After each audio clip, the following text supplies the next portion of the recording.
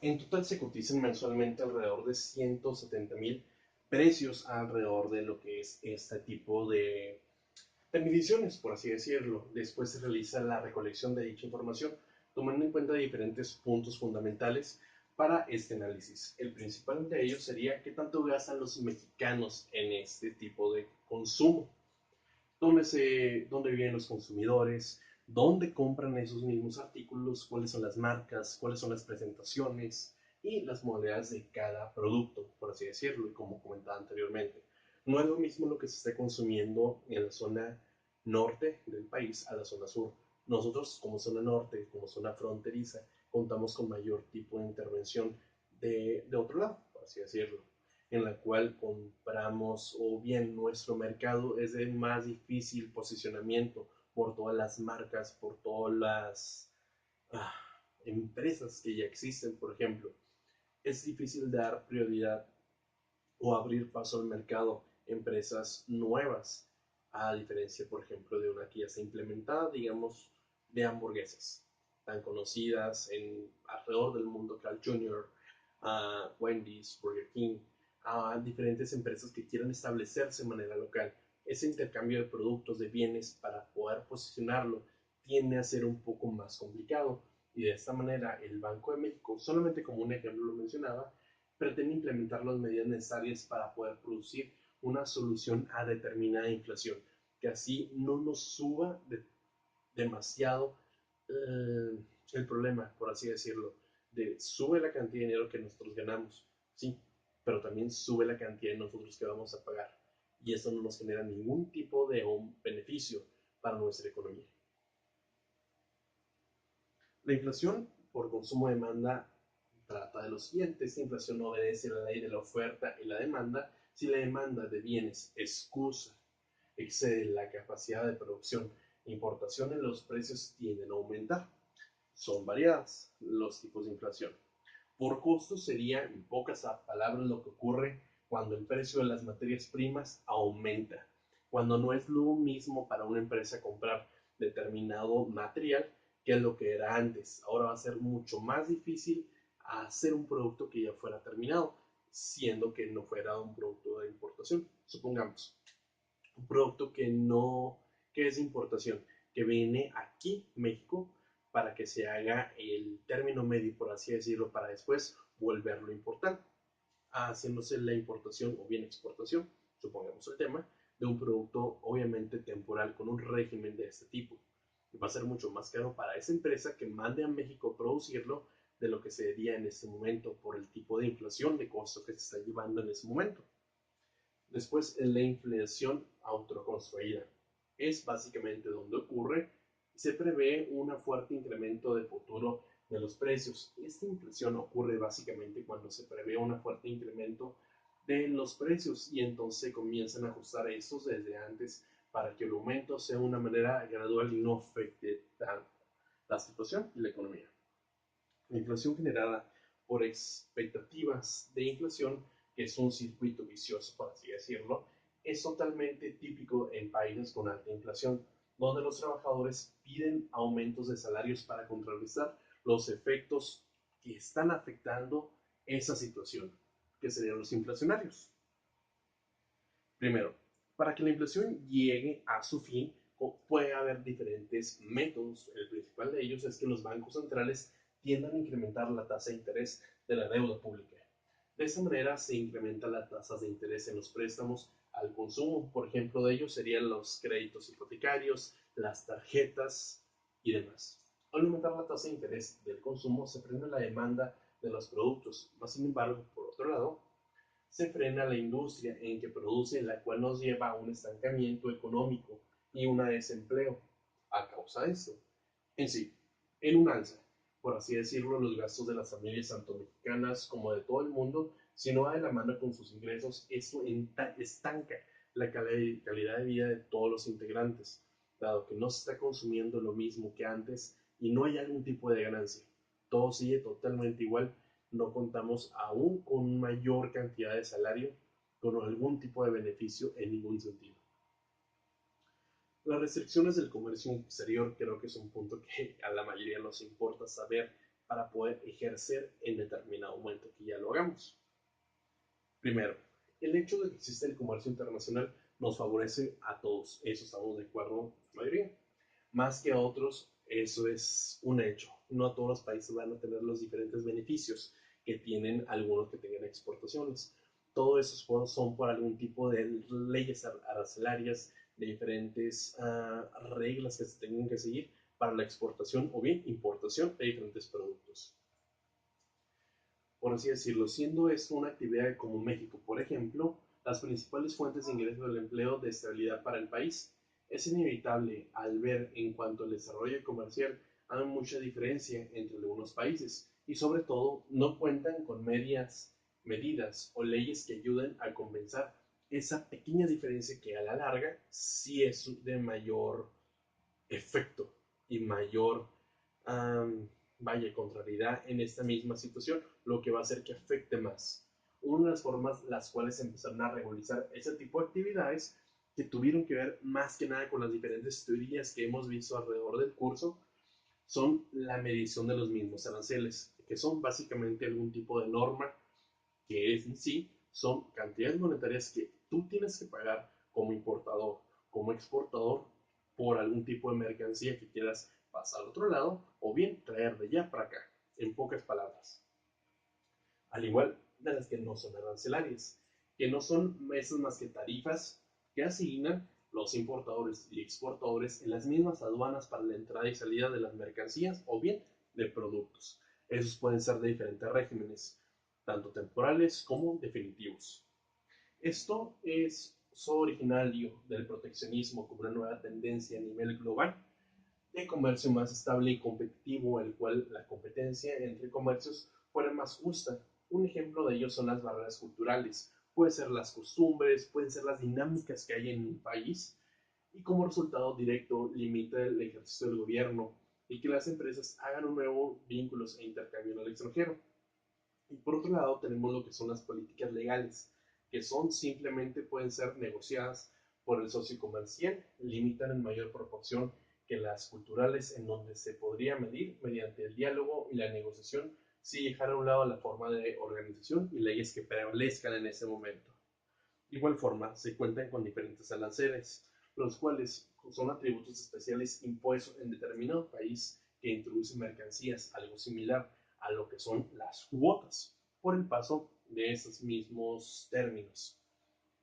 Permite para un producto terminado, sin ser menos importante, el uso de estas regulaciones tiene algún tipo de ventaja y desventaja, los cuales en las que requerirá primero el resultado de los mismos será los mismos consumidores, que son a la larga y como siempre suele pasar, los que llevan el mayor peso de esa situación.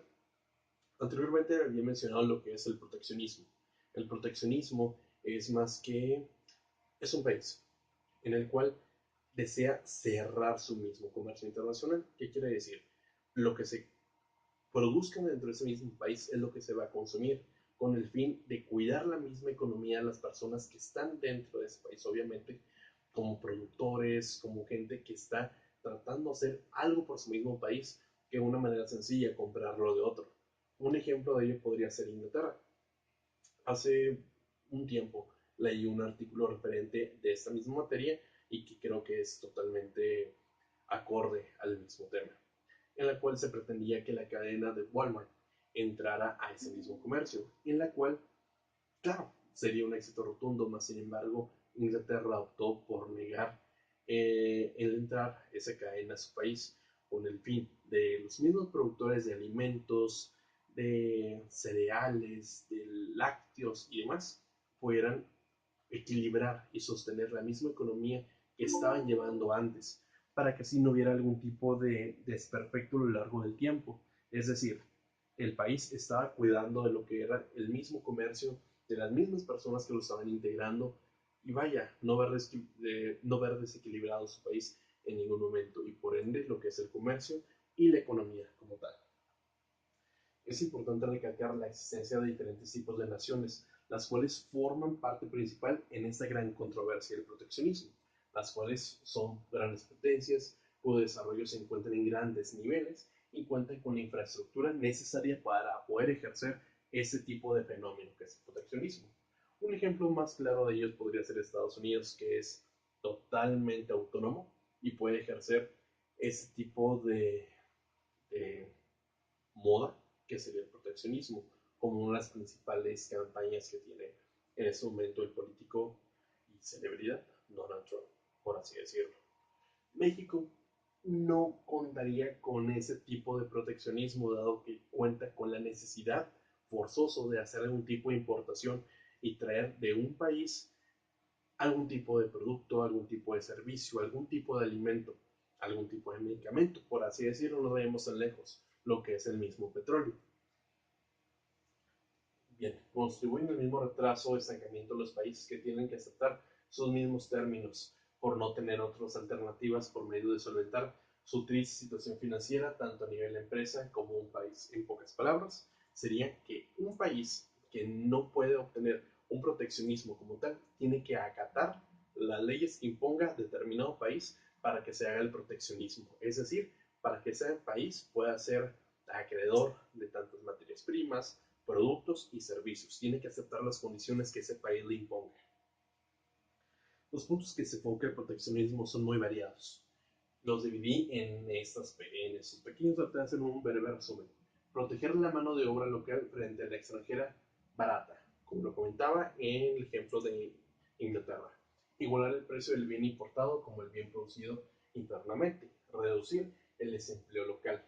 Es decir, poder proteger a las personas que están generando los mismos empleos dentro de la localidad, al igual que del país. Subsanar el déficit de la balanza de pagos del país. Permitir a las empresas locales establecerse y no desaparecer. Proteger productos locales y tomar ventaja del poder oligopolista y de las economías externas. El tipo de cambio y mercado de divisas son temas totalmente indispensables para que se haga el intercambio comercial y funcione el comercio internacional. Primero, el tipo de cambio entre un país de parte de divisas, dado tiene un comportamiento similar a cualquier otro activo financiero y cambia cada día en función de la oferta y la demanda. La oferta de una de las divisas suele estar más o menos controlada y puede ser más o menos intervenida por los bancos centrales y los gobiernos en función de los objetivos de la política monetaria. Los tipos de cambio entre divisas son en verdad relativos, es decir, se expresan con una comparación de las divisas de dos países. Primero, existen divisas formadas en que los países controlen y establezcan el tipo de cambio. ¿Por qué divisa en este momento sería la mayor? Sería el dólar, por el grado de demanda que tiene, aproximadamente de 19 pesos tentativamente. No es algo que vaya a bajar. Y a los años, a lo largo del tiempo, esto ha ido incrementando y se ha solidificado cada vez más y más. Cuando la mayor sea la demanda de una moneda, mayor será su mismo precio, su tipo de cambio. Algunas veces el Banco Central puede intervenir en los mercados para lograr algún tipo de cambio favorable, que es lo que buscan la mayoría de los bancos para poder establecer su moneda de una manera óptima y que no sea la depreciación de la misma. En otras palabras, el comercio internacional se apoya en el mercado de divisas para el intercambio de la moneda foránea, es decir, promueve los medios de pago necesarios para tener una transacción internacional. Al igual, los tipos de cambio en un papel fundamental en el comercio internacional, ya que permite comprar los precios de bienes y servicios producidos de diferentes países. Por supuesto, teniendo en cuenta que los particulares como las empresas utilizan los tipos de cambios para convertir los precios expresados en moneda extranjera, respectivos precios en moneda nacional. Lo que puede pasar es que eso se utilice en empresas como agencias aduaneras, algún tipo de organizaciones distribuidoras, al momento de hacer algún tipo de compra en el extranjero, algún tipo de exportación. Es decir, el tipo de cambio es fundamental para realizar el tipo de compras, verificar la divisa, para así verificar si en realidad es conveniente hacer ese tipo de intercambio de mercancía y cuál va a ser el beneficio que se tenga como organización y como ente, como país. Y bien, por mi parte ha sido todo. El curso alrededor, creo que las últimas módulos, por así decirlo, fueron los de mayor, fueron de mi agrado. dado la carrera, dado el método en el cual yo estoy realizando mi trabajo, como lo comentaba hace un momento, en una agencia aduanera, en el cual ya se ve de una manera más real ese tipo de funciones. Porque fuera de lo que son las teorías, fuera de lo que son las diferentes prácticas que se han llevado, creo que ahorita el proteccionismo es lo que más está afectando a las personas, lo que más está afectando a la sociedad, lo cual nosotros por el momento, por el país, no podemos optar por esa alternativa, dado la necesidad que se tiene de los otros países. No somos un país autónomo, no creo que lo vayamos a hacer, no creo que alguien lo necesite ser, más sin embargo creo que sí es indispensable tener las armas necesarias para poder subsistir y que todo funcione de una manera coherente, como por así decirlo, el ejemplo de la depreciación del peso en ese momento hacia el dólar, dado los diferentes dos sexenios anteriores, creo que ha sido es muy grave y creo que eso nos afecta a todos. Creo que es momento de optar por diferentes alternativas. Creo que el proteccionismo no es una manera errónea, siendo, sí, lo sostengo, el hecho que se necesite de otros países. Pero digo, no han funcionado las diferentes teorías de apoyarse unos a los otros.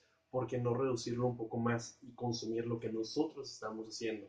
Dejar de entrar tantas empresas extranjeras en la cual llega a haber algún tipo de quiebre o un desperfecto, los principales afectados vamos a ser nosotros, en los cuales creo que es momento de optar por una diferente alternativa para poder subsistir como país y como sociedad. Bien, por mi parte ha sido todo. Muchas gracias.